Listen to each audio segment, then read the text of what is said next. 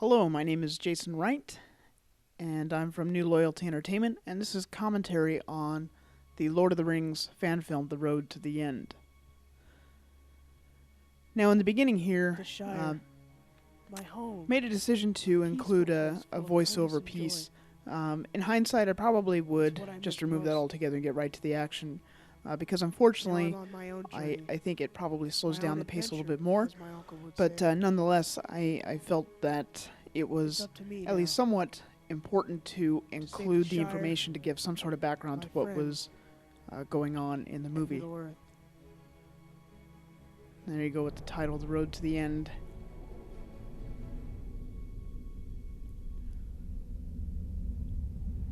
Now this scene is down at Cougar Creek Trail in Vancouver, Washington.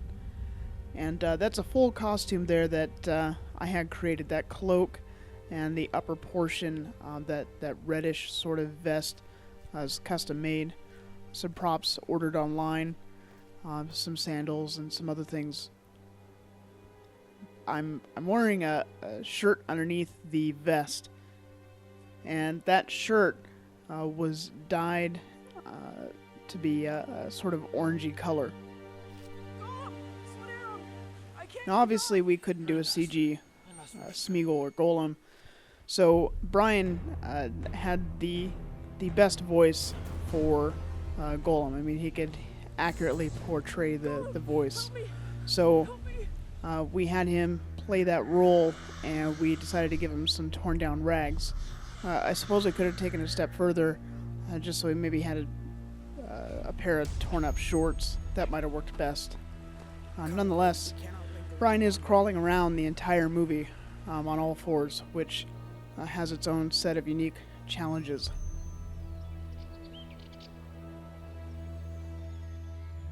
This movie was shot using DV8 camcorder, so standard definition digital video.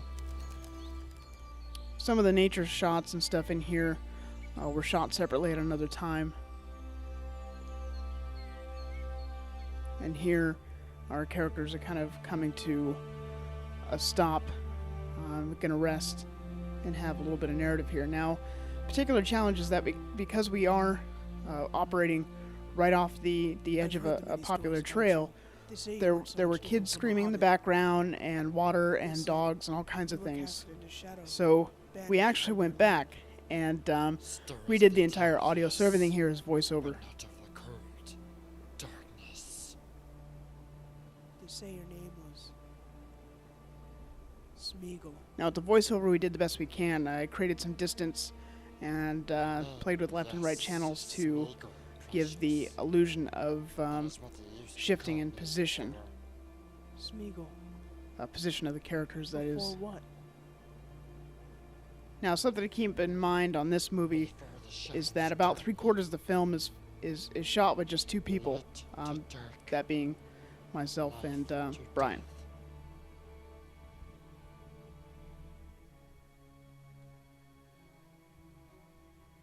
This is my favorite shot, I think, in the entire movie. That flare there is artificial.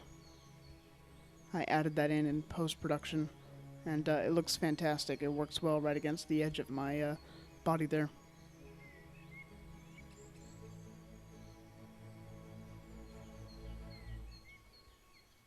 Now, because this is a fan film and I wanted to avoid commercial rights issues, I don't have any scenes from The Lord of the Rings in there.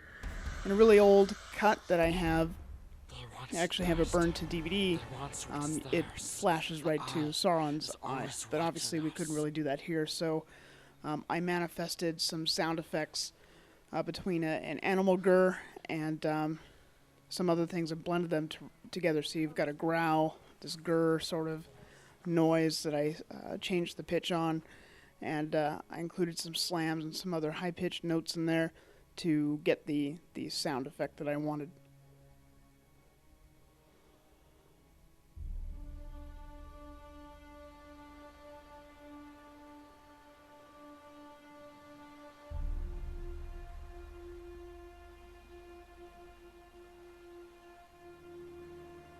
Now here, it would have been nice to be able to flash back between memories of maybe something violent happening, or maybe thoughts of the Shire getting torn up. But again, we couldn't use clips from the film series itself, and manifesting that on my own would have been a pretty big challenge. So just went ahead and used some implied shooting there to give the idea that Frodo is having a nightmare.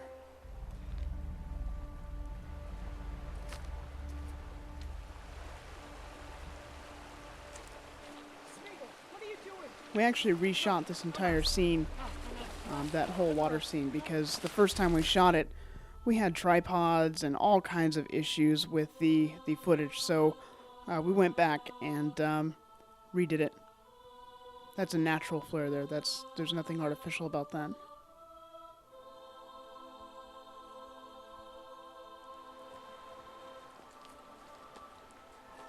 Again, keep in mind, we've got Gollum there on all fours. So a lot of rigorous work there, crawling around, especially when you've got rocks, digging into your hands and stuff, among other things like thorns, which happen in this scene. This is perhaps my favorite scene as far as style and some sound goes.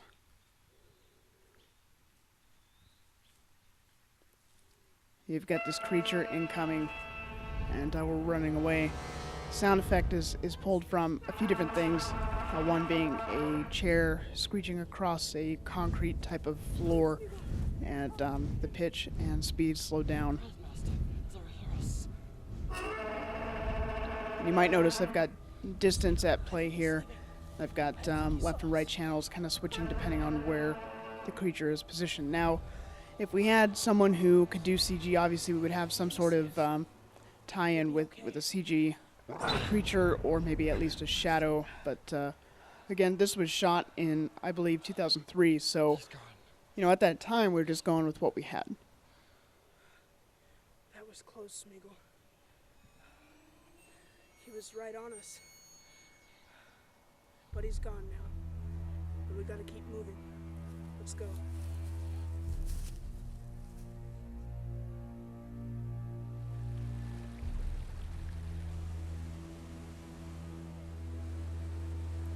So here we are. This is June Lake up at Mount St. Helens. Beautiful, beautiful area.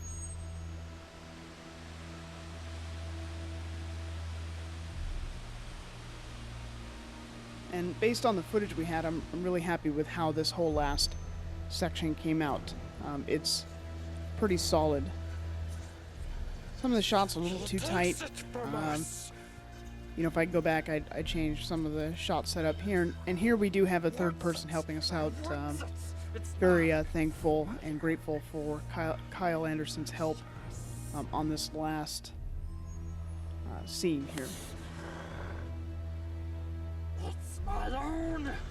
Give it to us. Here we've got Gollum taking down Frodo. There's actually quite a few outtakes here. Aren't so PG friendly, but this is a tough scene to pull off for a while. We just couldn't stop laughing about the takedown and some other things.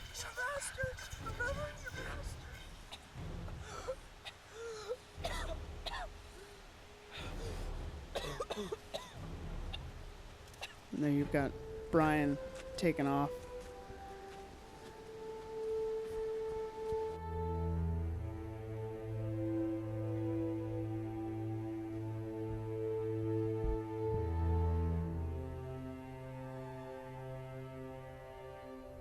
I should mention that one of the toughest things about guerrilla filmmaking is that sometimes you're just moving. You're on the fly, you're creating a shot, you're going. And sometimes you don't have the help you need to get the shot you want. You just kind of go with what you have.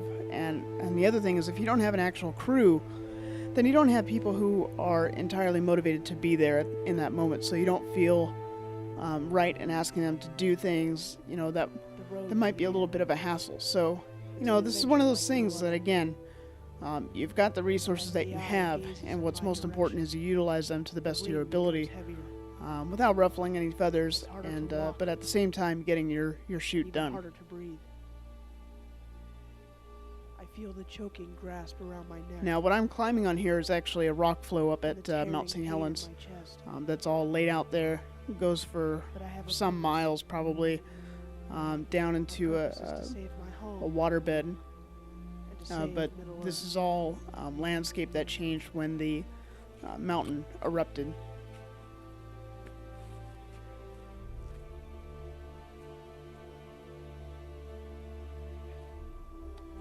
This actually is one of the last times I've been up to that space. It's just highly unstable, a lot of opportunity to get hurt. In here, this whole scene, I'm in sandals climbing these rocks, and one of the things we had to do is when we needed to progress in distance through the rocky area, we'd throw on shoes, go a certain distance, and put on sandals, and then we'd put on shoes again, and then keep navigating the terrain. At one point, though, we did forget one of our bags down in a little bit of a gulch. And what happened is Brian was wearing shoes, and we did not have his sandals. So, unfortunately, there were things that we shot that we didn't realize he was wearing shoes until a little bit later on. And at that point, we've gone so far. So, we had to redo a couple of shots and just use different angles, like this one here. I wish I had an alternative there, but unfortunately, he was wearing shoes, and there was not much I could do about it.